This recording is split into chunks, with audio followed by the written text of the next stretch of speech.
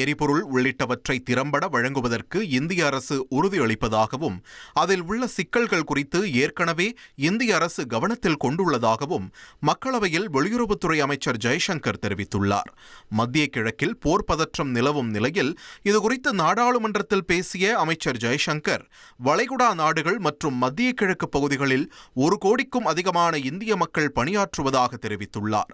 மேலும் வளைகுடா நாடுகளில் இந்தியா மிகப்பெரிய முதலீட்டை செய்துள்ளதாகவும் அவற்றுடன் இந்தியா 200 பில்லியன் அமெரிக்க டாலர் மதிப்பிலான பொருளாதார பரிவர்த்தனைகளை மேற்கொள்வதாகவும் குறிப்பிட்ட அவர், தற்போதைய சூழல் காரணமாக விநியோகச் சங்கிலியில் பெரிய பாதிப்பு ஏற்பட்டுள்ளதாகவும் தெரிவித்தார்.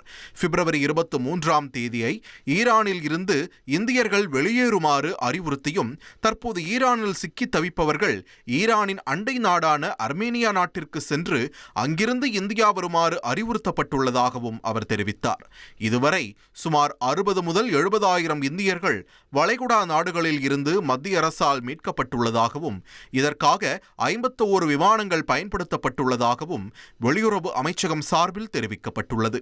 மேலும் ஈரான் பாதுகாப்பு படையைச் சேர்ந்த 3 கப்பல்களுக்கு இந்திய கடற்படை அனுமதி வழங்கியதாகவும் மனிதாபிமான அடிப்படையில் இந்திய அரசு வழங்கிய உதவிக்கு ஈரான் அரசு சார்பில் ஏற்கனவே நன்றி தெரிவிக்கப்பட்டதையும் அவர் குறிப்பிட்டார். உங்கள் தந்தி1 தொலைக்காட்சியில் காதலும் கலகலப்பும் நிறைந்த ஒரு புத்தம் புதிய ஃபேண்டசி தொடர் ராஜா ராணி தினமும் இரவு 8 மணிக்கு.